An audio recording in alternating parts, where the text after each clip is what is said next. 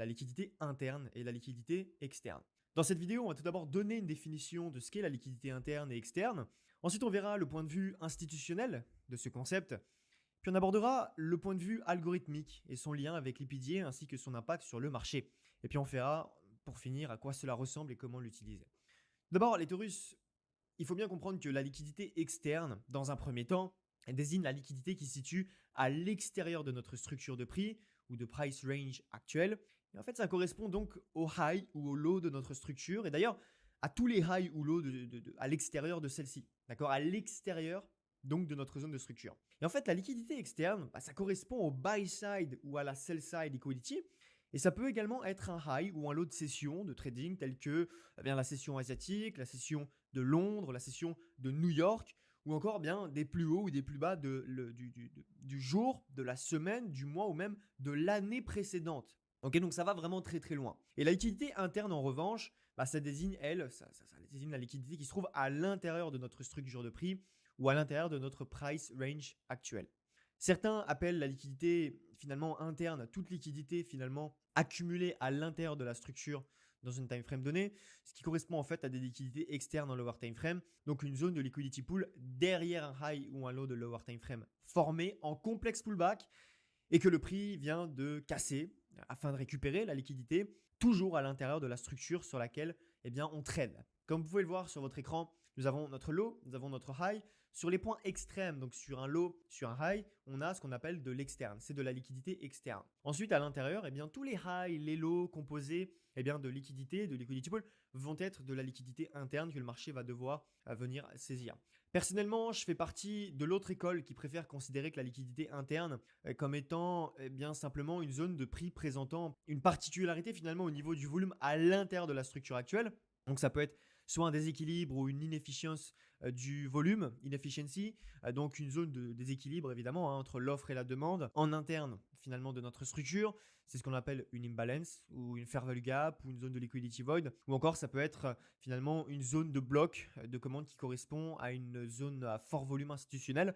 Et ici on parle bien évidemment des order blocks. Et sachez qu'il y a deux interprétations qui sont justes, qui sont tout à fait justes, et que cela est simplement encore une fois une question de préférence quant à la terminologie et le vocabulaire que l'on emploie.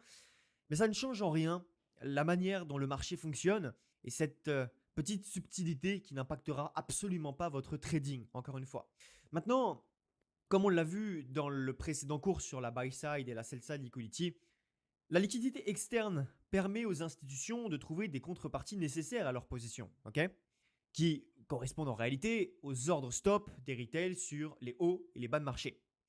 Concernant la liquidité externe, cette fois-ci, elle correspond à une zone dans laquelle l'IPDA va faire retracer le prix à l'intérieur de la structure actuelle afin de permettre aux institutions d'optimiser leur position ouverte. Et ça peut être par exemple, ça peut être dans le but de scaler, donc d'augmenter des positions gagnantes, ou encore dans le but de clôturer des positions perdantes, et tout cela en renégociant évidemment un prix qui leur convient. Et en fait, comprenez les taurus vraiment que lorsque le prix évolue en liquidité interne, ça signifie qu'il est soit en phase de retracement général, que l'on peut donc qualifier également de complexe pullback dans la structure HTF, soit potentiellement en phase de consolidation. Donc dans tous les cas, il faut comprendre avant toute chose que lorsque le marché évolue dans la structure actuelle, le but premier, c'est des institutions, c'est de récupérer la liquidité interne pour ensuite aller chercher de la liquidité externe. De liquidité interne en liquidité externe, de liquidité interne en externe en interne, etc. etc. C'est du ping-pong et on se fait des passes. Okay, le prix, il crée systématiquement de la liquidité externe à chaque fois qu'il construit un nouveau high ou un nouveau lot de structure. Ou plutôt, il attire la liquidité en formant un haut ou un bas de marché. Parce que les retails vont automatiquement se positionner sur ces niveaux. Et l'IPDA, en fait, il est basé sur des mécanismes de psychologie de marché qui incitent les retail traders à se positionner dans des zones de prix bien spécifiques et identifiables. Et comment fait-il cela? Il va par exemple créer des equal highs de manière totalement synthétique et artificielle sur des zones de résistance retail, puis créer des bougies impulsives à la vente afin de valider les setups d'entrée des retail traders. Ce qui va créer une zone de liquidity pool derrière ces equal highs, tout simplement. Ou encore, il va casser un range de prix à la vente afin d'inciter les retail traders à se positionner à la vente en déclenchant leurs ordres stop, donc leur sell stop, avant de réintégrer un range et d'aller chercher le ou les derniers highs derrière lesquels se trouve leur stop loss. Donc la psychologie de marché, elle est totalement anticipable en fait. Ce qui rend chaque mouvement du prix totalement anticipable également. Comprenez? Et de plus, Sachez que le prix crée systématiquement en fait de la liquidité interne à chaque fois qu'il part en expansion. Tout le temps, c'est obligatoire.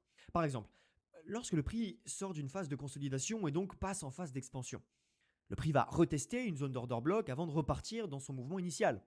Également, à chaque expansion, le prix va créer des zones d'imbalance, donc de fair value gap et de liquidity void, qui va venir repricer pendant un retracement afin de repartir dans une expansion de continuation.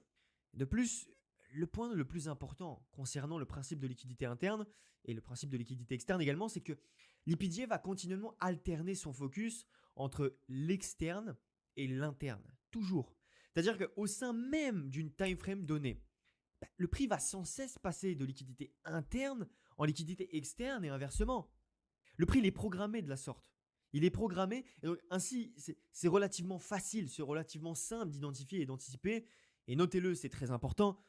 C'est certainement l'un des points les plus importants que l'on va vous donner durant cette formation. Liquidité interne vers liquidité externe et liquidité externe vers liquidité interne. Point. La liquidité interne et externe, c'est ce qui drive le marché. C'est-à-dire c'est le carburant qui permet au marché d'évoluer dans une direction ou l'autre. L'IPDA, il est programmé, il est axé vraiment sur ce principe même. Ce qui rend le marché finalement totalement anticipable et lisible. Son impact sur les marchés, mais également sur la manière avec laquelle vous allez pouvoir gérer vos positions est que 80% du temps, le marché va évoluer en liquidité interne et dans seulement 20% du temps en liquidité externe. Donc dans des pools de liquidité. C'est donc dans ces 20% du temps, eh bien, vous allez pouvoir profiter d'un mouvement explosif à l'achat ou à la vente en fonction de votre tendance pour saisir un maximum de pips. Voici un schéma sur votre écran qui illustre bien le fait que eh bien, le prix évolue constamment de liquidité interne en liquidité externe.